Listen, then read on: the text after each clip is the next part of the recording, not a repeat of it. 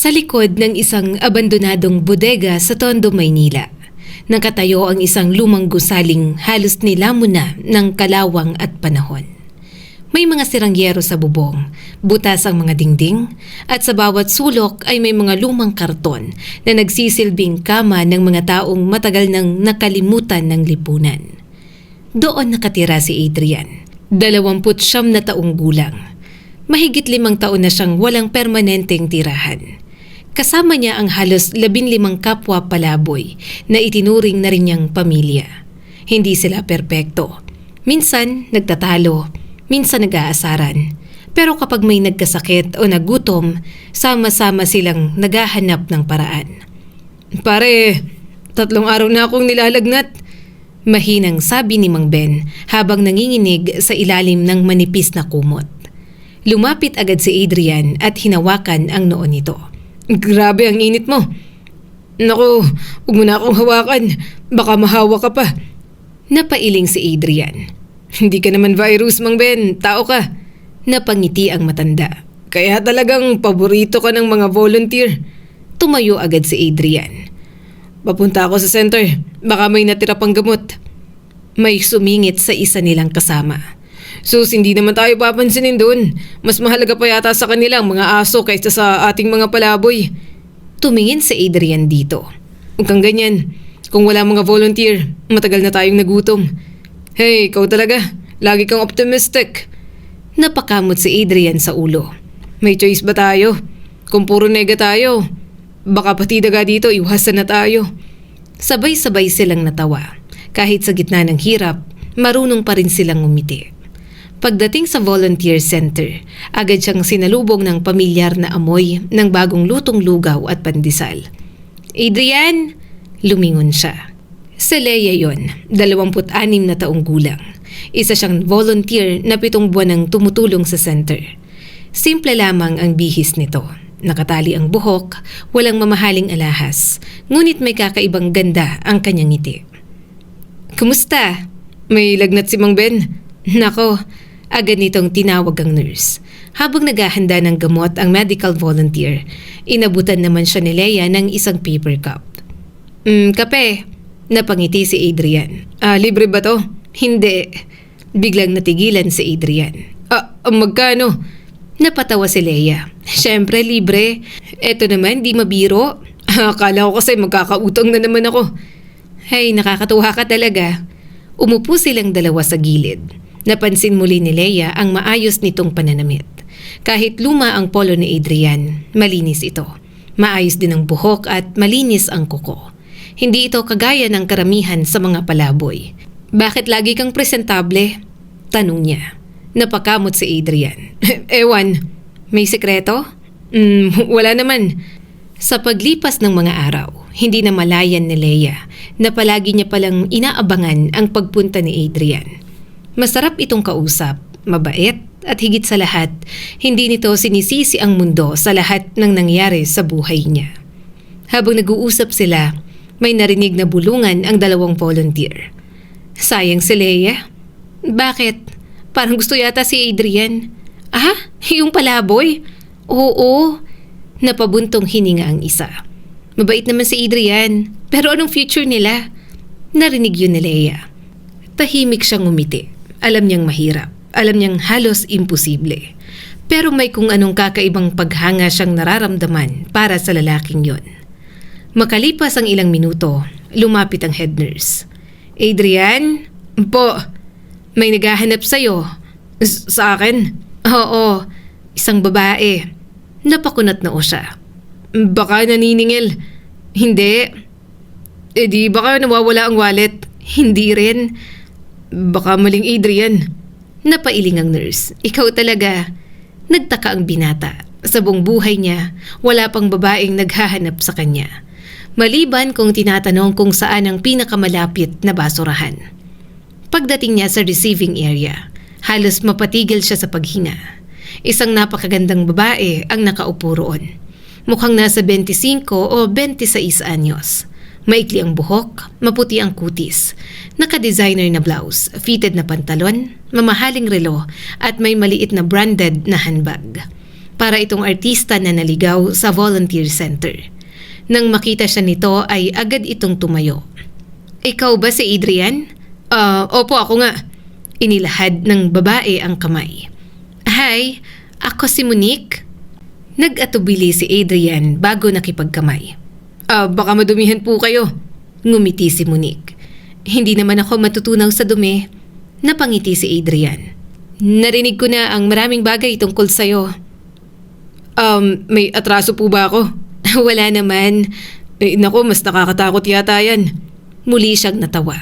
Matagal na siyang donor ng volunteer center at sa lahat ng natulungan nila, iisang pangalan lang ang paulit-ulit niyang naririnig. Si Adrian, ang lalaking palaboy na hindi umiinom, hindi nagsusugal, hindi gumagamit ng ipinagbabawal na gamot, at inuuna pang ibang tao kaysa sa sarili. Kailangan kitang makilala. Sigurado po ba kayo? Tanong ni Adrian kay Monique. Oo. At gusto sana kitang ilibre ng tanghalian? Nanlaki ang mga mata ni Adrian. Libreng pagkain? May kapalit po ba? Wala naman. Promise. Promise. Napakamot siya sa ulo. Parang scam yata to. Hindi napigilan ni Monique ang malakas na tawa. Sa di kalayuan, tahimik lamang na nakatingin sa Leia. May pilit na ngiti sa kanyang labi. Masaya siyang may taong handang tumulong kay Adrian. Pero hindi niya maitatanggi. May kung anong kirot ang unti-unting sumisikip sa kanyang dibdib. Samantala, walang kamalay-malay si Adrian na ang simpleng tanghalian na yon ang magiging simula ng pinakamatinding pagbabago sa kanyang buhay. Sunod-sunod ang pagbabago sa kanyang itsura.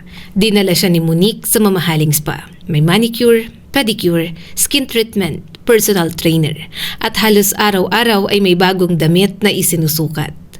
Habang inaayos siya ng iba't ibang stylist na pailing si Adrian. Sa loob lamang ng isang linggo, ang lalaking dating natutulog sa karton sa loob ng abandonadong bodega, ngayon ay nakahiga sa isang king-size bed na parang ulap sa lambot. Minsan pa nga, pagising niya ay kinakapa niya ang sarili. Buhay pa ba ako? Isang umaga, nadatnan siya ni Monique na nakatayo sa harap ng salamin habang nakasuot ng mamahaling polo. Ang ginagawa mo? Natatawang tanong nito. Tinitingnan ko kung ako pa rin ba to. Bakit naman? Pakiramdam ko kasi isa na akong Hollywood star. Napahalakhak si Monique. Hollywood agad? Dati sabon lang ang libre sa center. Ngayon may spa, facial, massage pa. Baka bukas may bodyguard na ako. Pareho silang natawa. Sa unang pagkakataon matapos ang matagal na panahon, nakalimutan ni Adrian na isa siyang dating palaboy. Nang sumunod na araw, dumaan siya sa volunteer center. Nang magkita siya ni Leia ay halos hindi ito makapaniwala. Aba? Napalingon si Adrian. Bakit? Ikaw ba talaga yan? Hindi. Sino? Pinsan kong mayaman. Napatawa si Leia. Grabe ka? Tinitigan siya nito mula ulo hanggang paa. Ang pogi mo. Nahiya si Adrian. Huwag kang ganyan. Seryoso? Umupo silang dalawa sa ilalim ng puno sa labas ng center. Pagkatapos ng ilang minutong katahimikan, biglang nagsalita si Leia. Adrian, may tiwala ka ba talaga kay Monique? Bakit mo naman na itanong? Hindi ko alam. May problema ba? Napabuntong hininga si Leia. Mayaman siya. Ano ngayon? Ang mga taong ganyan, hindi basta-bastang tumutulong sa katulad natin. Napakunot na o si Adrian. Hindi naman lahat. Pero mag-ingat ka pa rin. Leia. Adrian, may kutob lang ako. Napangiti siya. Selos ka lang. Nanlaki ang mga mata ni Leia. Hoy, joke lang. Bahagya itong napatawa. Pero hindi nawala ang pag-aalala sa kanyang mukha. Mula noon, hindi na basta-bastang naniniwala si Adrian sa lahat ng sinasabi ni Monique. Hindi na rin siya nagtatanong. Sa halip ay tahimik siyang nagmamasid. Kapag may kausap ito sa telepono, palihim siyang nakikinig. Kapag umaalis ito, sinusubukan niyang alamin kung saan. May isang bagay kasi ang hindi niya maintindihan. Kung totoong napakayaman ni Monique, bakit wala ni isang kaibigan ang bumibisita rito? Bakit napakatahimik ng malaking bahay? At bakit parang may lihim itong pilit na itinatago? Isang hapon, Habang naghahanap siya ng blender sa kusina para gumawa ng fruit shake, may nahulog na sobre mula sa cabinet. Pinulot niya yon at doon niya nakita ang isang dokumento, house rental agreement. Natigilan siya. Rental? Mabilis niyang binasa ang papel. Ang malaking bahay ay hindi pala pag-aari ni Monique. Inuupahan lamang nito. Akala ko ba hindi niya natapos ang iniisip. Sa likod niya ay may narinig siyang boses. May nakita ka? Dahan-dahan siyang lumingon. Nakatayo si Monique, tahimik at halatang alam na nito ang lahat. Kinagabihan, kumatok si Monique sa pintuan ng kanyang kwarto. Pwede ba tayong mag-usap? Tumango si Adrian. Lumabas silang dalawa sa terrace. May 2 baso ng wine sa mesa. Tahimik munang tumingin sa malayo si Monique bago nagsalita. Hindi ako kasing yaman ng sinabi ko. Minana ko ang kaunting pera ng mga magulang ko. Hindi kumibo si Adrian. Pero hindi sapat para bumili ng bahay. Huminga siya ng malalim. Ang bahay na to, inuupahan ko lang. At ang totoo, niloko ako ng ex-husband ko. Si Daniel. Tumango siya. Ninakaw niya halos lahat ng ipon namin. Tapos iniwan niya ako. Nakakahiya. Bakit naman? Dahil akala ng lahat, successful pa rin ako. Kaya nagpapanggap ka? Tumango si Monique. Natatakot akong pagtawanan. Natatakot akong isipin nilang talunan ako. Natahimik si Adrian. Bigla niyang naalala ang lahat ng pagdududa. Nahihiya siyang tumingin sa babae. Pasensya ka na.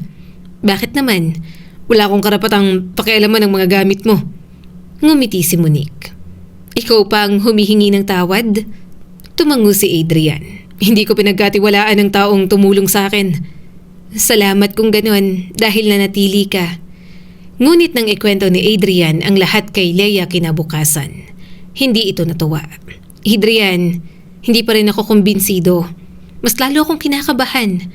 Bakit naman? Parang masyadong maraming sekreto. Napangiti si Adrian. Wala naman siyang masamang balak. Sigurado ka? Oo. Tahimik na napailing si Leia. Ayaw niyang sirain ang tiwala ng kaibigan. Pero may kutob siyang hindi pa nila nakikita ang tunay na dahilan kung bakit napili ni Monique si Adrian. Lumipas ang mga araw, mas naging malapit sina Adrian at Monique. Sabay silang namamalengke, sabay nagluluto, minsan ay nagtatawanan habang naglilinis ng bahay. Unti-unti ring tinuturuan ni Monique si Adrian ng tamang asal sa mga sosyal na lugar. Huwag kang kuba. Sorry. Huwag mo ikiskis ang paa mo habang naglalakad. Pasensya na. At huwag kang ngingiti ng parang nanalo sa raffle. Masaya ako eh. Confidence ang ipakita mo, hindi excitement. Napakamot sa ulo si Adrian. Ang hirap palang maging mayaman. Napatawa si Monique. Hindi mahirap, sanayan lang. Pero lingid sa kaalaman ni Adrian, may mas mabigat pa palang pabor na hihilingin sa kanya ang babae. Isang pabor na maaring magbago sa kanilang dalawa magpakailanman. Hindi mapakali si Adrian buong gabi. Paulit-ulit niyang iniisip ang pakiusap ni Monique. Isang beses lang, ibabalik mo lang ang kalahati ng pera niya. Wala kang dapat ikatakot. Paulit-ulit na tumatakbo sa isip niya ang mga salitang yun. Pero sa kaibuturan ng kanyang puso, may kung anong bumubulong na huwag niyang ituloy. Kinabukasan ay maaga siyang ginising ni Monique. Nakasuot ito ng maayos na blazer at tila nagmamadali. Nakahanda na ba ang lahat? Tanong nito. Tumango si Adrian kahit halatang kinakabahan. Oo. Inabot ni Monique ang isang mamahaling relo. Isuot mo to. Para saan pa? Mas magiging kapani-paniwala. Pagkatapos ay inayos nito ang kuwelyo ng polo ni Adrian. Alalahanin mo ang lahat ng tinuro ko. Huwag kang yuyuko, diretso ang tingin, mahinahon magsalita, at higit sa lahat, huwag kang magpakita ng kaba. Napangiti ng pilit si Adrian. Kung pwede lang sana, ikaw na lang ang pumasok. Napailing si Monique. Hindi pwede, hindi nila ako kilala. Ikaw lang ang kamukha ni Daniel. Napahinga ng malalim si Adrian. Sige. Huminto ang sasakyan sa harap ng isang napakalaking bangko sa Makati. Mula sa labas pa lang, ramdam na ang higpit ng seguridad. May mga gwardya, may CCTV sa bawat sulok. at ang halos lahat ng pumapasok ay kilala ng mga empleyado. "Babalikan kita mamaya. Huwag kang mag-alala," sabi ni Monique. Tumango si Adrian. Ngunit habang papalapit siya sa pintuan, parang bumibigat ang bawat hakbang niya. Pagpasok niya sa bangko, agad siyang sinalubong ng branch manager. "Good afternoon, Mr. Daniel." Napalunok sa Adrian. Naalala niya ang tinuro ni Monique. Tinanggal niyang sunglasses ng dahan-dahan. "Good afternoon." Ngumiti ang manager. "Matagal na po kayong hindi nakadalaw?" "Medyo naging abala." "Safe deposit box po ba ulit?" Tumango si Adrian. Oo, of course, sir." Ilang pindot lang sa computer. Ngumiti muli ang manager. "Routine verification lang po. Pakisabi po ng inyong passphrase." Nanlaki ang mga mata ni Adrian. Passphrase? Parang tumigil ang mundo. Hindi yon nabanggit ni Monique. Tahimik siyang nakatayo. Hindi niya alam ang isasagot. "Sir?" Ulit ng manager. "Ang inyong passphrase po?" Biglang natuyo ang lalamunan ni Adrian. Pwede bang tumawag muna ako?" Nagbago ang ekspresyon ng manager. "May problema po ba?" Wala. Kailangan ko lang kumpirmahin ang isang bagay." Kinuha niya agad ang cellphone. Tinawagan si Monique. Isang ring, 2, 3, walang sumasagot. Muli siyang tumawag, ngunit patay na ang cellphone. Sa kabilang banda, nasa loob ng sasakyan si Monique. Nakatingin lang siya sa entrance ng bangko. Nang makita niyang nagsimulang mag-usap ang manager at 2 security officer, napapikit siya. Huli na, mahina niyang bulong. Pagkatapos, tahimik niyang pinaandar ang sasakyan. Iniwan niya si Adrian. Sa loob ng bangko, unti-unting lumapit ang 2 gwardya. "Sir, pakiusap, sumama muna kayo sa amin." Napaatras si Adrian. "May problema ba?" Biglang may matigas na boses na narinig. "Huwag kang gagalaw."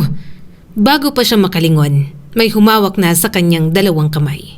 Isang malamig na posas ang mabilis na ikinandado sa kanyang mga pulsuhan. Hindi, sandali lang. May hindi pagkakaintindihan." Nahulog ang cellphone niya sa marmol na sahig.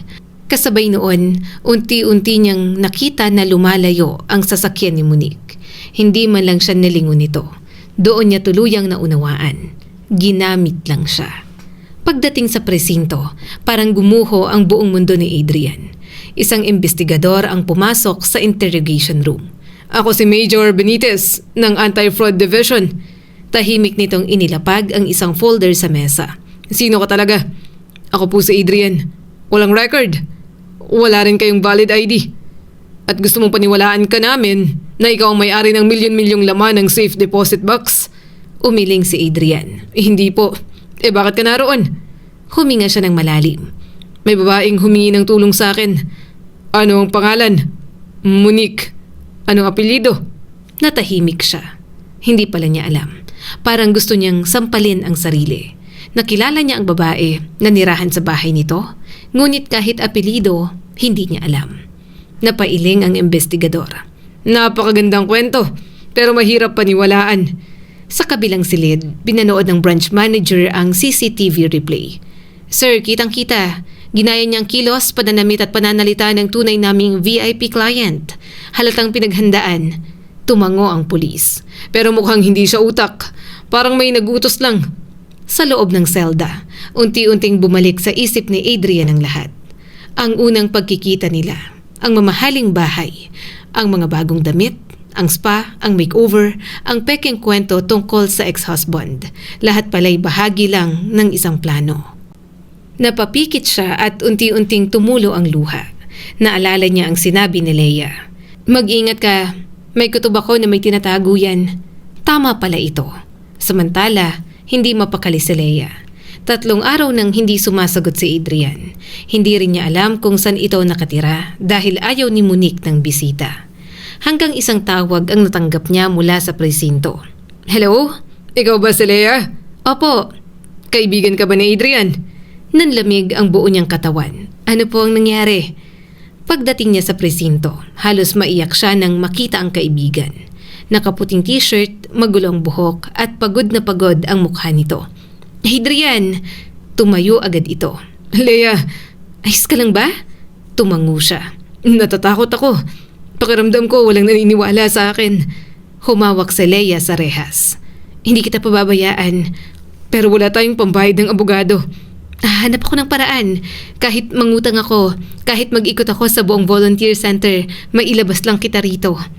Napayok ko si Adrian.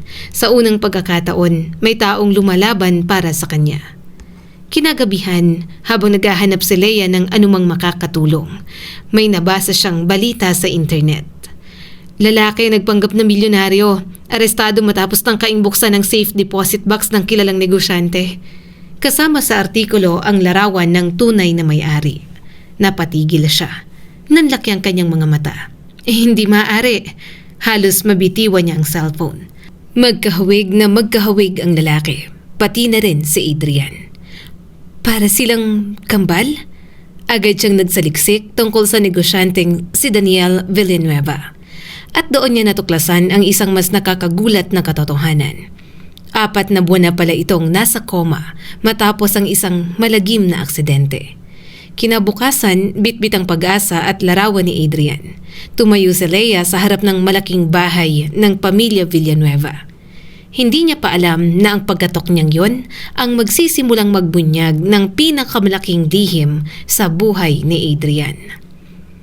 Lumipas ang ilang araw, ngunit wala pa ring malinaw na impormasyon tungkol kay Monique.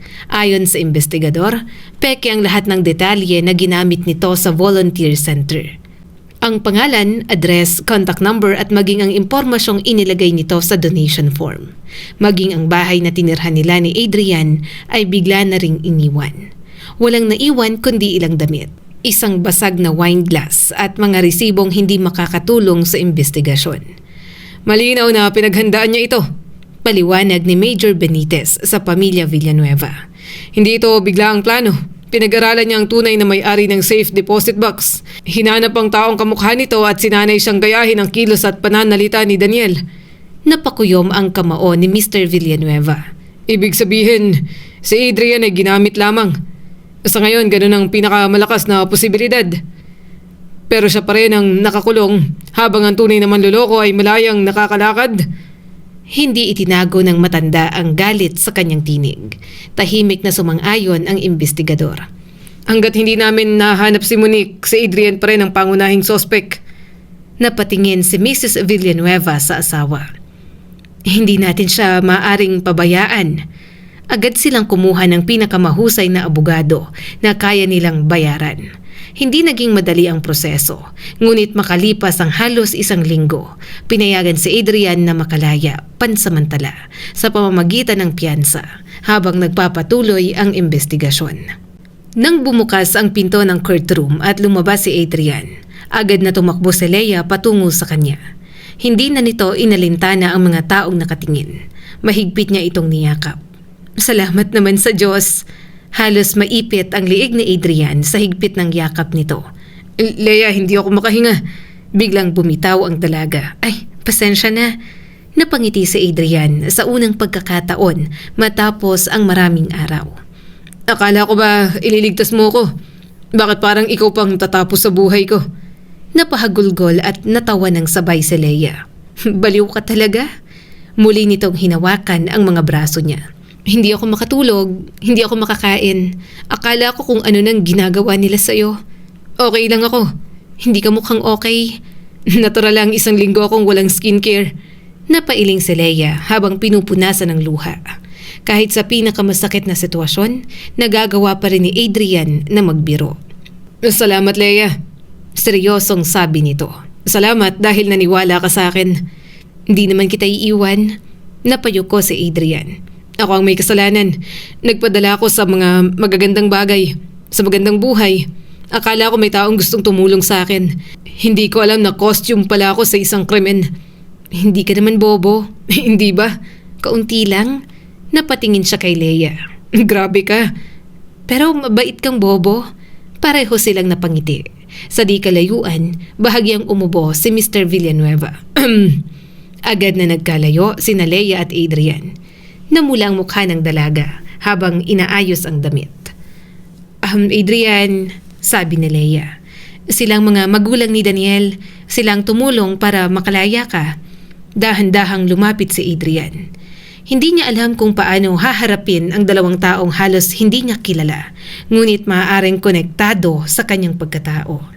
Maraming salamat po. Hindi na napigilan ni Mrs. Villanueva ang sarili. Bigla niya itong niyakap. Natigilan si Adrian. Hindi siya sanay na yakapin ng isang ina. Hindi namin alam na mayroon kang ganitong buhay. Umiiyak na sabi ng babae. Hindi namin alam na may kapatid si Daniel. Marahang tumapik si Adrian sa likod nito. Hindi niyo naman po kasalanan. Pero sana nakilala ka na namin noon pa. Dinala ni na Mr. and Mrs. Villanueva si Adrian sa bahay kung saan lumaki si Daniel. Sa unang araw ay halos walang makapagsalita. Hindi alam ni Adrian kung saan uupo. Hindi rin niya alam kung dapat ba siyang kumuha ng pagkain o hintaying alukin. Nang mapansin niyo ni Mrs. Villanueva, agad siyang umiti. Adrian, bahay mo rin ito. Talaga po? Oo, pati ang refrigerator. Napatawa ang babae. Pati refrigerator. May limit po ba? Siyempre wala. Napatingin si Adrian kay Leia. Hindi ako sanay sa ganitong kalayaan. Kontrolin mong sarili mo. Bulong ng dalaga. Baka bukas wala ng laman. Sa sala, ipinakita ng mag-asawa ang mga larawan ni Daniel mula pagkabata. Naroon ang unang birthday nito, ang graduation, unang bisikleta, ang mga medalya sa paaralan, at ang mga litrato nito bilang isang matagumpay na negosyante. Habang pinagmamasdan ni Adrian ang bawat larawan, may kirot na unti-unting bumabalot sa kanyang dibdib. Pareho sila ng mukha, pareho ng mga mata, pareho ng ngiti. Ngunit magkaibang-magkaiba ang naging buhay nila. Isa ay lumaki sa marangyang tahanan, samantalang ang isa ay natulog sa lansangan. Bakit kami pinaghiwalay? Mahina niyang tanong. Bakit walang nagsabi sa akin na may kapatid ako? Hindi agad nakasagot ang mag-asawa. 2 taong gulang si Daniel nang ampunin namin, paliwanag ni Mrs. Villanueva. Wala kaming alam tungkol sa kambal. Sinabi sa amin na nag-iisa siyang bata. Kung alam naming 2 kayo pareho sana namin kayong kinuha. Dagdag naman ng asawa nito. Napapikit si Adrian. Sa loob ng maraming taon, naniwala siyang wala siyang pamilya. Ngayon ay nalaman niyang mayroon pala siyang kapatid. Isang kapatid na hindi man lang niya nagawang makilala. May paraan pa ba para malaman kung bakit nila ginawa yon? Tanong ni Leia. Tumango naman si Mrs. Villanueva. Kausapin natin ang dating direktor ng ampunan. Kinabukasan, nagtungo sila sa ampunang kinalakihan ni na Adrian at Daniel. Matanda ng gusali, ngunit maayos pa rin. Sa hallway ay may mga larawan ng mga dating batang naging matagumpay sa buhay. Nasa gitna ang malaking larawan ni Daniel Villanueva. Sa ilalim nito ay nakasulat, isa sa mga ipinagmamalaking anak ng institusyon. Natigilan si Adrian. May picture siya. Tahimik na tumingin si Leia sa kanya. At wala sa'yo. Okay lang. Pero halatang nasaktan siya. Sa loob ng opisina, abala si Ginang Morales, ang dating direktor ng ampunan. Nang pumasok ang pamilya Villanueva ay agad itong tumayo. At nang makita si Adrian ay napangiti ito. Daniel! Nanatiling seryoso si Adrian. Hindi po ako si Daniel. Nawala ang ngiti ng matanda. Ako po si Adrian. Napahawak sa mesa ang ginang. Adrian? Opo, ang kambal na kapatid ni Daniel. Parang nawala ang kulay sa mukha nito. Dahan-dahan itong naupo. Diyos ko! Lumapit si Mrs. Villanueva. Bakit hindi niyo sinabi sa amin na 2 sila? Nagawa ko lamang ang sa tingin ko ay tama. Tama? Galit na sagot ng babae. Pinaghiwalay ninyo ang magkapatid. Napayuko ang matanda. Maraming pamilyang ayaw kumuha ng magkapatid. Kapag pinilit naming magsama sila, pareho silang walang umaampon. Pero hindi ninyo kami tinanong. Natakot akong tumanggi kayo. Napailing si Mr. Villanueva. Hindi nyo kami binigyan ng pagkakataong pumili. Tahimik na nakinig si Adrian. Nang magsalita siya, mahina ngunit mabigat ang tinig. Alam niyo po bang tumakas ako rito? Tumango ang matanda habang tumutulo ang luha. Alam ko. Alam niyo ring namuhay ako sa lansangan. Muli itong tumango. Bakit hindi niyo ako hinanap? Hindi agad nakasagot si Ginang Morales. Akala ko wala na akong magagawa. Napatawa si Adrian ng mapait. Madaling sabihin yun kapag hindi ikaw ang natutulog sa karton. Napahawak sa dibdib ang matanda. Patawarin mo ako. Hindi ganun kadali. Lumapit si Mrs. Villanueva. Maaari sana siyang lumaki kasama namin. May pamilya sana siya. May kapatid sana siya. Ginawa ko rin yun sa iba. Pag-amin ng Ginang. Pinaghihiwalay ko ang magkakapatid kapag may pamilyang gustong kumuha ng isa lamang. Akala ko mas mabuting may isang mailigtas kaysa pareho silang manatili rito. Pero hindi niyo ho nailigtas si Adrian. Pinabayaan niyo siya. Matigas na sabi ni Leia. Napayuko ang direktor. Wala na itong maipaliwanag. Biglang tumunog ang cellphone ng direktor. Mabilis nitong sinagot ang tawag. Hello, anak! Napatingin sina Adrian at Leia sa isa't isa. Pababa na ako, sabi ng matanda. Huwag kang umalis, iahatid pa kita sa terminal. Pagkatapos ng tawag, nagmamadali na itong tumayo. Pasensya na, kailangan kong ihatid ang anak ko. May biyahe pa siya patungong Maynila. Hindi pa tapos ang usapan natin, mariing sabi ni Mr. Villanueva. Babalikan ko ho kayo, pangako. Ngunit nang lumabas sila ng gusali, biglang napatigil si Adrian. Sa tabi ng isang kulay pilak na sasakyan ay may babaeng nakatayo. Mahaba na ang buhok nito, iba ang kulay. Simple ang damit, ngunit kahit binago nito ang itsura, hindi malilimutan ni Adrian ang mukha nito. Si Monique. Nagtagpo ang kanilang mga mata. Namutla ang babae. At walang babala ay bigla itong tumakbo. Hoy! Agad siyang hinabol ni Adrian. Tumigil ka! Adrian! Sigaw ni Leia. Ngunit hindi na siya nakinig. Mabilis tumakbo si Monique, ngunit sanay si Adrian sa buhay lansangan. Sanay siyang tumakbo sa eskinita, sanay siyang umiwas sa sasakyan, at sanay siyang habulin ang jeep na ayaw magsakay. Ilang metro lamang ang lumipas nang maabutan niya ang babae. Hinawakan niyang braso nito at pinigilang makatakas. Bitawan mo ako! Ikaw ang nagpahamak sa akin. Nagpumigla si Monique. Tulong! Ngayon ka pa humihingi ng tulong. Napaupo ito sa lupa habang mahigpit siyang pinipigilan ni Adrian. Hindi ka na makakatakas. Biglang may malakas na sigaw mula sa likuran. Bitiwan mo ang anak ko! Nanlaki ang mga mata ni Adrian. Lumingon siya sa direktor. Ano? Anak niyo si Monique? Oo, anak ko siya. Parang muling tumigil ang mundo. Dahan-dahang tumingin si Adrian kay Monique. Ngunit iba na ang pangalan ng babaeng yun. Siya si Joanna. Umiiyak na sabi ng direktor. Siya ang anak ko. Napatitig si Adrian sa babaeng minsang nagpakilala bilang Monique. Kaya pala peki ang lahat. Kaya pala alam nito ang tungkol sa ampunan. Kaya pala napili siya nito. Makalipas ang ilang minuto ay dumating na ang mga pulis. Kapwa isinakay sa sasakyan sina Joanna at si Mrs. Morales upang imbestigahan. Habang nakatanaw sa papalayong police car, napakuyom ang kamao ni Adrian. Ngayon, hindi na siya makakatakas, sambit niya. Ngunit hindi pa alam ni Adrian na ang pagdakip kay Joanna ay magbubukas ng mas masakit na katotohanan. Isang katotohanang mag-uugnay sa kanyang nakaraan at sa kanyang kapatid, pati na rin sa babaeng sumira sa kanyang buhay. Tahimik na nakatayo si Adrian sa labas ng police station habang pinagmamasdan ang sasakyang pinagdalhan kina Joanna at sa direktor. Hindi niya alam kung ano ang dapat maramdaman. Galit, ginhawa, panghihinayang at higit sa lahat, pagod. Sa loob lamang ng ilang linggo, mula sa pagiging palaboy ay naging peking milyonaryo siya. Nakulong dahil sa kasalanang hindi niya ginawa. Nalaman niyang mayroon siyang kakambal at ngayon nahuli na rin ang babaeng gumamit sa kanya.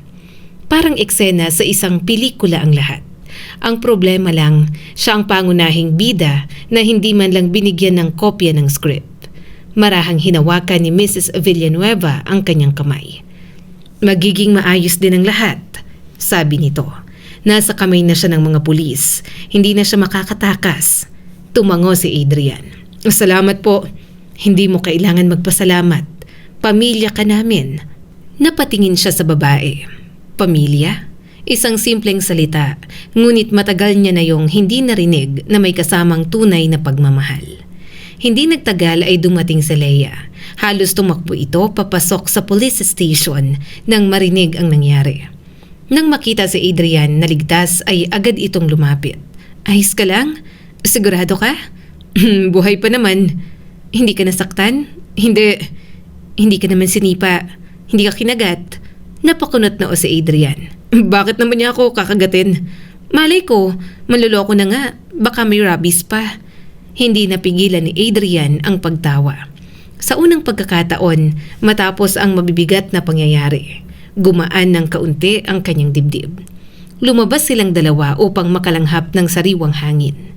Sa labas ng presinto, tahimik ang kalye. May ilang sasakyang dumaraan at paminsan-minsang maririnig ang busina mula sa kanto. Sandaling hindi nagsalita si Adrian. Pagkatapos ay huminga siya ng malalim. Leia, huwag mong isiping nabaliw ako. Matagal ko nang iniisip yon. Napatingin siya rito. Pwede bang seryoso muna? Hinawakan ni Adrian ang kamay ni Leia. Nagulat ang dalaga, ngunit hindi ito bumitaw. Hindi ko kakayanin ang lahat ng nangyari kung wala ka. Hindi naman kita kayang pabayaan. Yun nga ang hindi ko agad naintindihan. Pinagdikit ni Adrian ang kanilang mga daliri. Matagal mo nang alam ang nararamdaman mo para sa akin. Namula ang mukha ni Leia. Hindi talaga? Kaunti lang? Kaunti? Sige na nga, marami. Napangiti si Adrian. Ako naman, kailangan pang makulong. Maloko, magpanggap na milyonaryo at malaman na may kambal ako bago ko maintindihan. Medyo mabagal ka talaga. Leia, gusto kita. Natahimik ang dalaga. Hindi bilang kaibigan lang. Gusto kita bilang babae. Bilang taong gusto kong makasama. Pasensya na kung ngayon ko lang nasabi. Hindi agad nakasagot si Leia. Sa halip, itinago nito ang mukha sa balikat ni Adrian. Napangiti ang lalaki. Ibig bang sabihin niyan, gusto mo na rin ako? Tumahimik ka nga. Hindi mo pa ako sinasagot. Kapag hindi ka tumigil, ibabalik kita sa loob. Mahina siyang natawa at marahang niyakap ang dalaga. Sa piling ni Leia, hindi na siya natatakot. Alam niyang anuman ang kahihinatnan ng investigasyon, may isang taong totoong nagmamahal sa kanya. Hindi dahil kamukha niya ang isang milyonaryo. Hindi dahil sa damit niya. Hindi dahil sa perang maaaring mapa sa kanya. Kundi dahil siya ay si Adrian. Samantala, sa loob ng interrogation room, nakaupo si Joanna sa harap ni Major Benitez. Nawala na ang tapang at kumpiyansa nito. Wala na ang magagarang damit, mamahaling alahas at magandang ngiting ginamit niya upang linlangin si Adrian. Sa mesa ay nakalatag ang ilang larawan at dokumento. Joanna Morales, seryosong sabi ng investigador. Ikaw ang nawawalang bahagi ng kwento. Tahimik na napayuko ang babae. May kuha ka sa CCTV ng volunteer center nung araw na una mong nilapitan si Adrian. Nakita ka rin sa dash camera ng isang sasakyan malapit sa bangko nung araw na inaresto siya. Nagsimulang manginig ang mga kamay ni Joanna. Hindi mo na may tatanggi. Tumulo ang luha nito. Ako nga. Alam ba ni Adrian ang plano mo? Mabilis itong umiling. Wala siyang alam. Ginamit mo siya? Oo. Napahagulgol si Joanna. Hindi ko gustong masaktan siya. Hindi ko akalaing magiging ganito kalala. Sinadya mong ipasok siya sa bangko gamit ang pagkakakilanlan ng ibang tao. Ano ang inaasahan mong mangyayari? Hindi ko alam. Nabulag ako sa pera. Unti-unti nitong isinalaysay ang buong katotohanan. Nagtatrabaho siya noon sa isang cafe sa tapat ng bangkong madalas puntahan ni Daniel Villanueva. Maraming beses niya itong nakita roon. Alam niya kung paano ito manamit, magsalita, kumilos at makitungo sa mga empleyado. Isang araw, ikinuwento ng kanyang ina ang tungkol kay Daniel. Ang batang inampon mula sa ampunan at naging matagumpay na negosyante. Doon din sinabi ni Mrs. Morales na may kambal ito na kapatid na matagal nang nawawala. Nang makita ko ang larawan ni Daniel, nakilala ko agad siya. Paliwanag ni Joanna. Pagkatapos kong malaman ang tungkol sa kambal, nagsimula ako maghanap sa mga shelter at volunteer center. Hanggang sa nakita mo si Adrian. Tumango siya. Nang una ko siyang makita, parang nakita ko si Daniel na mahirap at walang tahanan. Mula roon ay nabuo ang plano. Nagrenta si Joanna ng malaking bahay, nanghiram at nagrenta ng mamahaling sasakyan. Bumili ng mga damit at alahas upang magmukhang mayaman. Pinag-aralan niya ang kwento tungkol sa isang babaeng niloko ng kanyang asawa. Paulit-ulit kong inensayo sa salamin, pati pag-iyak, pinagpraktisan ko. Pag-amin niya pa. Napailing ang investigador. Pinili mo si Adrian dahil inakala mong madali siyang lokohin. Akala ko wala siyang pakialam sa batas. Akala ko lasinggero o magnanakaw siya tulad ng iniisip ng maraming tao tungkol sa mga palaboy. Napayuko siya. Pero nagkamali ako. Tahimik ang silid. Napakabait pala niya. Magalang siya, matulungin. Kahit wala siyang pera, inuuna niyang ibang tao. Minsan nga gusto ko nang umatras. Pero hindi mo ginawa. Hindi. Inabuso mo ang kabutihan niya. Napahagulgol si Joanna. Alam kong kasalanan ko at nagsisisi ako. Ngunit huli na ang lahat. Isinampalaban sa kanya ang kasong panloloko, paggamit ng peking pagkakakilanlan at pagtatangkang magnakaw. Masusing sinuri ang kanyang testimonya at dahil sa mga ebidensya, tuluyang napatunayan na walang kaalaman si Adrian sa tunay na plano. Sa wakas ay nalinis ang kanyang pangalan. Hindi na siya sospek, hindi na siya kriminal sa mata ng batas. Isa lamang siyang taong ginamit dahil sa kanyang kabaitan at desperasyong magkaroon ng panibagong buhay.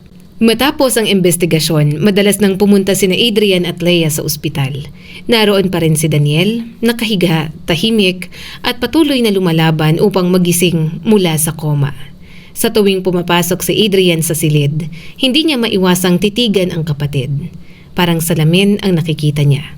Pareho sila ng hugis ng mukha, pareho ng kilay, pareho ang linya ng ilong. Minsan ay napapailing na lang si Leia. Hanggang ngayon, kinikilabutan pa rin ako kapag nakikita ko kayong magkatabi. Mas pogi ba siya? Pareho lang. Wala ka namang loyalty. Gusto mo, magsinungaling ako. Umupo sila sa tabi ng kama. Marahang inayos ni Leia ang buhok ni Daniel. Sa tingin mo, magigising pa siya? Sigurado yon. Paano mo nasabi? Hindi niya ako pwedeng iwan na ako lang ang kambal. Ang hirap kaya, wala akong mapagsasabihan kung sino ang mas pogi sa amin. Napangiti si Leia, ngunit bakas pa rin ang lungkot sa kanyang mga mata. Tingnan mo ang mga magulang niya, sabi nito. Mabuti silang tao, tiyak kong mabuti rin si Daniel. Isipin mo, 29 na taon pa lang siya pero milyonaryo na. Napabuntong hininga si Adrian. Ako, 29 na. Pero dati ang pinakamahal kong pag-aari ay ang kumot na may butas. Huwag mong ikumpara ang sarili mo sa kanya. Paanong hindi? Pareho kami ng mukha. Hindi naman kayo pareho ng buhay. Hinawakan ni Leia ang kamay niya. Lumaki siya na may tahanan, edukasyon at mga magulang na gumabay sa kanya. Ikaw lumaki ka sa lansangan, walang nagsasabi kung anong tama, pero pinili mo pa rin maging mabuting tao. Napayuko si Adrian. Hindi ka kabiguan. Ang totoo, himalangang hindi ka naging masamang tao pagkatapos ng lahat ng pinagdaanan mo. Habang nag-uusap sila, bahagyang gumalaw ang daliri ni Daniel. Agad yung nakita ni Leia. Adrian? Ano? Gumalaw ang kamay niya. Sabay silang napatingin. Muling gumalaw ang daliri ni Daniel. Pumikit at bumukas ang mga mata nito. Biglang bumilis ang tibok sa monitor. Diyos ko, gising siya! Sigaw ni Leia. Agad pinindot ni Adrian ang call button. Pumasok ang mga nurse at doktor. Sir, kalma lang po. Nasa ospital kayo. Matagal kayong nawala ng malay? Nalilitong tumingin si Daniel sa paligid. Pagkatapos ay napatingin kay Adrian. Nanlaki ang mga mata nito. Mahina nitong itinaas ang daliri. Sino siya? Napatingin si Adrian sa sarili. Ako? Sir, lumabas muna po kayo, sabi ng nurse. Habang isinasara ang pinto, narinig pa nilang sinabi ni Daniel. Bakit may kamukha ako? Hindi napigilan ni Adrian ang mapangiti. Mukhang okay naman siya.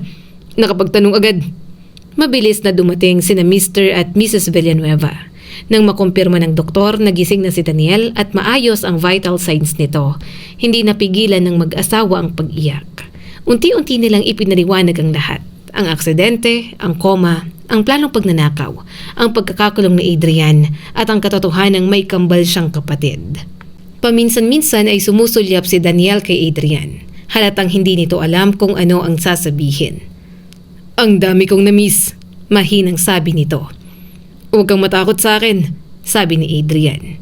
Bahagya namang ngumiti si Daniel. Hindi naman ako natatakot. Sigurado ka? Kasi mukhang nakakita ka ng multo. Hindi lang ako sanay na may kamukha akong naglalakad sa labas ng katawan ko. Napatawa ang kanilang mga magulang.